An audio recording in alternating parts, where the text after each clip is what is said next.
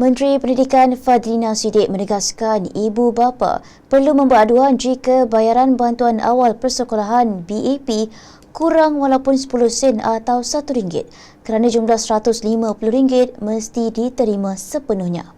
Katanya ia susulan pihak sekolah telah diingatkan agar menyerahkan sepenuhnya wang tersebut kepada pelajar melalui ibu bapa masing-masing. Bapa dapat ambil di sekolah. Kebetulan minggu ini ramai ibu bapa yang mengambil cuti untuk mengantar anak-anak ke sekolah.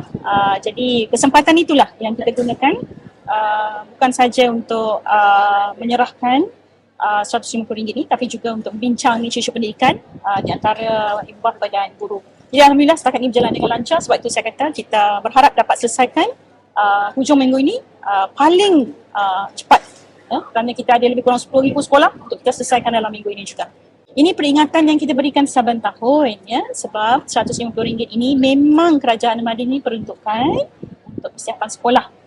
Jadi kalau ada isu-isu lain, yuran-yuran lain itu, maknanya itu kena diselesaikan cara lain lah. Jadi RM150 ini hanya untuk bantuan dalam persekolahan dan mesti diserahkan dengan jumlah RM150 itu. Jadi kalau ada ibu bapa yang tak terima RM150 ini, kurang 10 sen ke kurang RM1, dia kena beritahu pada kita lah ya, kerana dia tidak boleh berkurangan. Dia mesti RM150 itu sepenuhnya untuk bantuan dalam sekolahan.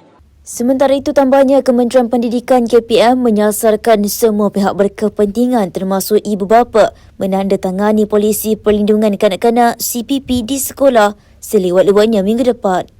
Langkah berkenaan penting untuk memastikan murid terus dilindungi daripada buli, gangguan seksual, penderaan dan masalah kesihatan mental.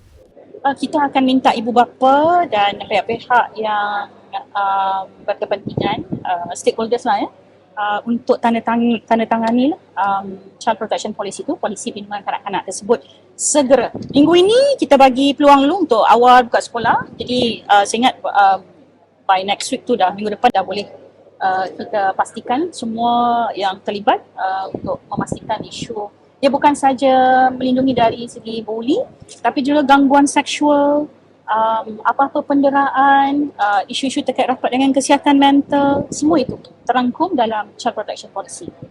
Beliau berkata demikian kepada pemberita selepas menyempurnakan majlis penyerahan cek corak bantuan awal persekolahan tahun 2026 di Sekolah Menengah Kebangsaan Tun Said Sheikh Barakbah, Nibu Tebal, Pulau Pinang hari ini.